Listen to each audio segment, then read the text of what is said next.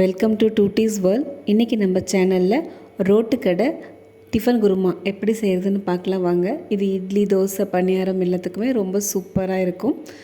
ஒரு பேனில் 3 table spoon எண்ணெய் ஊற்றிட்டு 1 ஸ்பூன் கடுகு, 2 பட்டை, 2 கிராம்பு, 2 ஏலக்காய் ஆட் பண்ணி நல்லா தாளிப்பு கொடுத்துக்கலாம். இது நல்லா பொரிஞ்சதுக்கப்புறமா ஒரு கொத்து கருவேப்பிலை அதையும் ஆட் பண்ணிவிட்டு நல்லா வதங்கினதுக்கப்புறமா 2 பெரிய வெங்காயத்தை நீளமாக சன்னமாக கட் பண்ணி வச்சுருக்கேன். அதையும் ஆட் பண்ணி நல்லா வதக்கிக்கலாம். இந்த குருமாவை பொறுத்த வரைக்கும் டேஸ்ட் பார்த்திங்கன்னா நம்ம எந்த அளவுக்கு இந்த பெரிய வெங்காயம் தக்காளியை வதக்குறோம் அப்படிங்கிறது தான் இருக்குது. ஸோ வெங்காயம் நல்லா வெந்து வரணும். நல்லா வதக்கினதுக்கு அப்புறமா இந்த ஸ்டேஜ் ஆனதுக்கப்புறமா நான் 2 பெரிய தக்காளி ஆட் பண்ணியிருக்கேன். அதையும் நான் சின்ன சின்னதாக கட் பண்ணி ஆட் பண்ணியிருக்கேன். தக்காளி வதங்கிறதுக்காக கொஞ்சமாக உப்பு சேர்த்துக்கிறேன். உப்பு சேர்த்து நல்லா வதக்கி எடுத்துக்கலாம். இதிலேருந்து எண்ணெய் தெளிஞ்சு வர அளவுக்கு நம்ம இதை வதக்கணும். நல்ல தக்காளி எண்ணெய் தெளிஞ்சு சுருண்டு நல்லா வதங்கி குழஞ்சி வர அளவுக்கு வதக்கினதுக்கு அப்புறமா ஒரு கைப்பிடி அளவு புதினா ஆட் பண்ணிக்கலாம். குருமா, சால்னா இதுக்கெல்லாம் ரொம்ப ரொம்ப இம்பார்ட்டன்ட் சீக்ரெட் இன்க்ரீடியன்ட் பார்த்திங்க அப்படின்னா புதினா தான் இதோட டேஸ்ட்டு ரொம்ப நல்லா என்ஹான்ஸ் பண்ணி கொடுக்கும். ஸோ கண்டிப்பாக நீங்கள் எந்த குருமா பண்ணுறதா இருந்தாலும் ஒரு கைப்பிடி புதினா ஆட் பண்ணிக்கோங்க.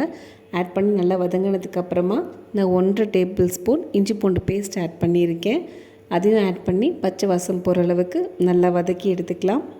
இப்போ இது எல்லாமே வெந்து வந்துருச்சு. நம்ம இப்போ குழம்புக்கு தேவையான வாட்டர் ஆட் பண்ணிக்கலாம்.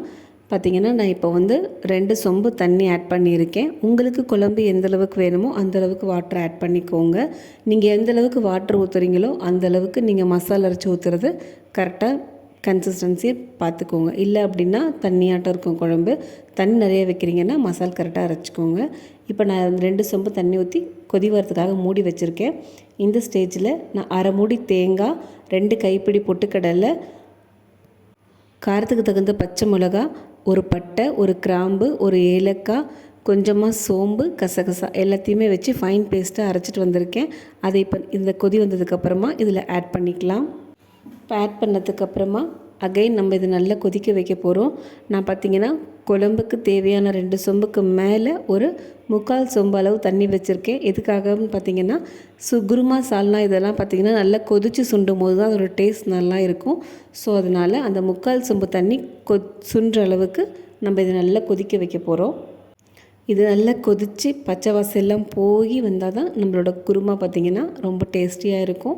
இப்போ நல்லா சுண்டி வந்துருச்சு. எனக்கு நான் என்ன எக்ஸ்பெக்ட் பண்ணணும் அந்த 2 சொம்பு தண்ணி அளவு இப்போது குறைஞ்சிருச்சு. ஸோ இந்த ஸ்டேஜில் நம்ம கொஞ்சமாக கொத்தமல்லி தழை தூவிக்கலாம். அவ்வளோதான். கொத்தமல்லி தழை தூவிட்டு நீங்கள் இதை சூடான இட்லி, தோசை எது கூட வேணாலும் சர்வ் பண்ணி பாருங்கள். ரொம்பவே டேஸ்ட்டான ரோட்டு கடை டிஃபன் குருமா ரெடி. ட்ரை பண்ணி பார்த்துட்டு எப்படி இருந்ததுன்னு கண்டிப்பாக சொல்லுங்கள். தேங்க்ஸ் ஃபார் வாட்சிங். பாய் பாய்.